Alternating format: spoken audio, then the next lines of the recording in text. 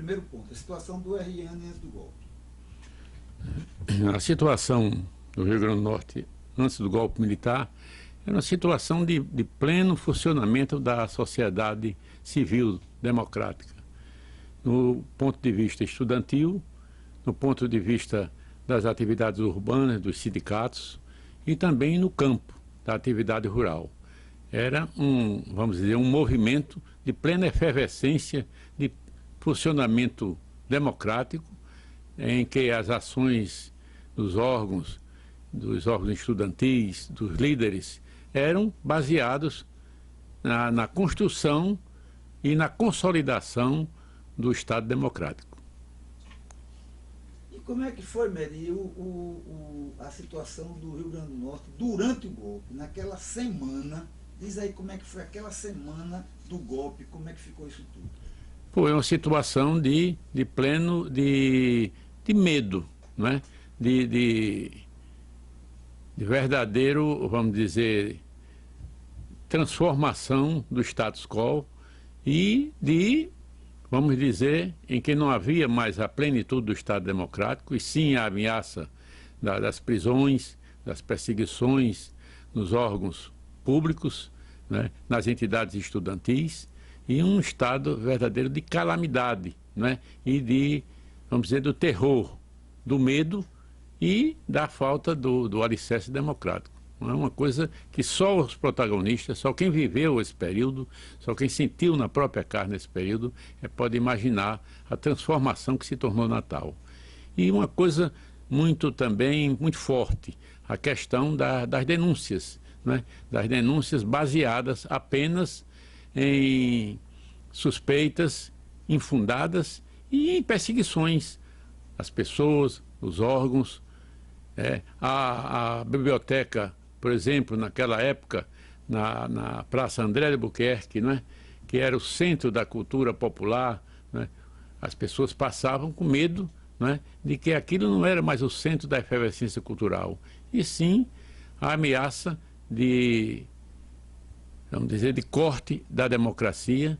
Então era uma coisa que só vendo, que só sentindo, e só quem sentiu na própria carne que pode descrever. E o QG da legalidade? Como é que você viu, assim, aquele desenrolar e a resistência, se é que houve resistência? Coloque cenas, lembra de cenas que você viu? Bom, a resistência que a Prefeitura de Natal, como era um prefeito comprometido com as reformas, com um Estado democrático de plenitude democrática, de funcionamento da reforma de base, da atividade camponesa, tudo isso não sob a proteção, mas sim sob o apoio da edilidade natalense, da Prefeitura natalense, como o órgão fomentador e apoiador da população de Natal. A campanha de Pé no Chão também foi o eixo, né, de uma campanha que empolgou parte do mundo, que deu exemplos e que custou não só de Djalma Maranhão, mas todas as forças progressistas, o sacrifício, né, do isolamento, né, da violência. Então, o QG da legalidade foi um símbolo da resistência, de uma resistência corajosa, legalista, à defesa do poder político e do poder público a serviço da própria população. Meri, e os poderes? Como é que comportou-se o executivo, o legislativo e o judiciário frente a essa barbárie? Naquela época, eu tinha praticamente 20 anos ou 21 anos de idade, participava do movimento estudantil e, em seguida, participei integralmente da campanha, né, das reformas de base e de todos os movimentos libertários de Natal. Eu via com muita surpresa, né, diante de um estado de alheamento. Por exemplo, a Câmara Municipal passou por um processo de se ajoelhar diante do poder, né, de cassação de mandatos de vereadores que eram progressistas e de consentimento ao Estado golpista reinante e à violência reinante. Como em todo golpe militar, e o golpe militar, e Graciliano Ramos já dizia isso, todo golpe militar centraliza contra as forças populares, os estudantes, a inteligência norte-riograndense, os intelectuais. Aí está uma prova que muitos foram punidos simplesmente por apoiar a administração que era avançada no sentido ideológico e no sentido libertário e no sentido de comprometimento com o povo e pela legalidade, da honestidade de prestar contas ao povo, que foi um exemplo de Djalma Maranhão. Ser um gestor voltado para o cumprimento do seu dever. Dermi, a igreja, a posição da igreja católica. Mary. Para mim, a posição da Igreja Católica, no início, ela foi de, vamos dizer, de surpresa pela reação, não é? E, no momento, isso é uma opinião pessoal minha, não houve uma resistência da Igreja. Logo em seguida ao golpe militar, houve aquele movimento a nível nacional um movimento que se chama, vocês e Roberto, que tem pleno conhecimento, e também o professor aqui tem pleno conhecimento disso, das campanhas da Igreja apoiando um movimento que dizia que era um movimento ateu, né, colocando os movimentos sociais, né, numa camisa de força, né. Surgiram pelo Brasil as caminhadas, né, não da igreja, mas de pessoas que titulavam o movimento de organização política e o movimento de democracia, no movimento, como se chama e como denominaram, subversivo.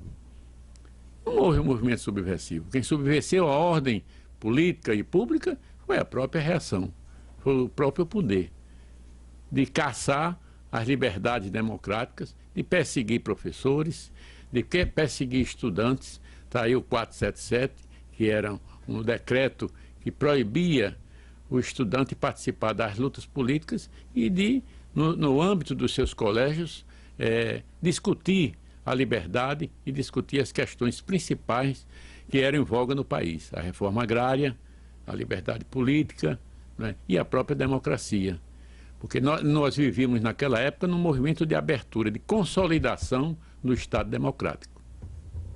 E os efeitos, digamos, logo após 64, né? A questão das humilhações, das prisões, da tortura, porque tinha até a questão do terrorismo, de as pessoas chamando pelo rádio, né? Como é que ficou o clima na cidade, o clima de terror que ficou na cidade? Foi um clima realmente... Era Natal naquela época. Foi um clima realmente de terror. Basta os órgãos de divulgação, de comunicação, todo dia dava nos jornais falados: fulano de tal está preso, foram presos fulanos, agitadores, os líderes políticos, os líderes tidos como esquerda, não esquerda, mas que defendiam a reforma de base, né? Defendia a reforma universitária, enfim, defendia a liberdade. E esses comunicadores diziam o nome de todos eles e dizia também claramente os que faltavam ser presos: fulano, falta fulano e ciclano. Uma delação pública, uma aberração contra a liberdade de expressão. Esse era o clima, né? As pessoas eram olhadas de olhar atravessado, e a partir daí eram ameaçados os empregos, era o direito consagrado pela Constituição de ir e vir. Então criou-se um clima de terror na cidade do Natal. Você assistiu a alguma prisão? Assistiu o acontecimento de alguma prisão? Bom, eu não assisti a descida, a saída de Djalma Maranhão, porque eu era muito jovem.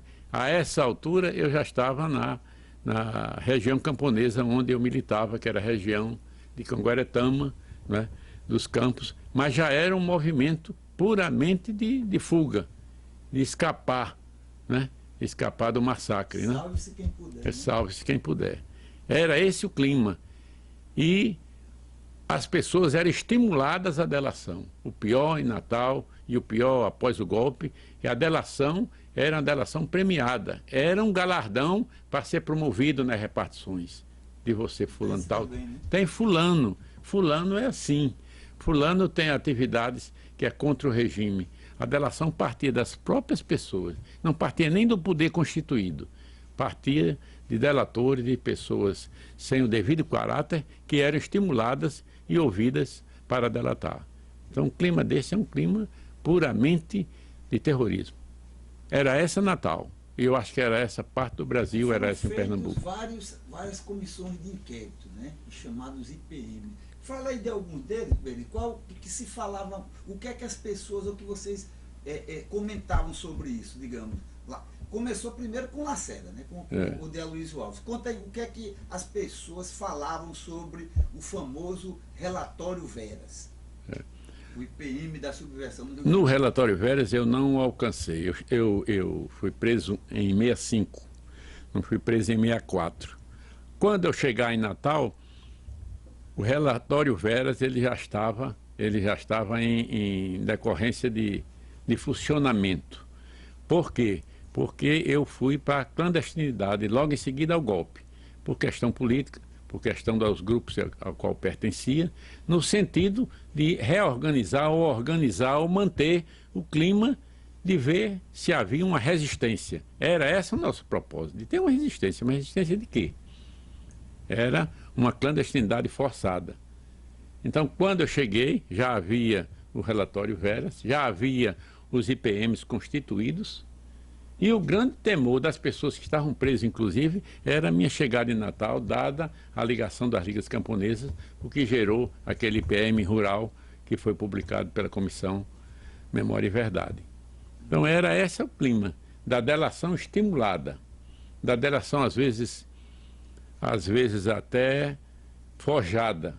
Se delate fulano, que fulano era subversivo.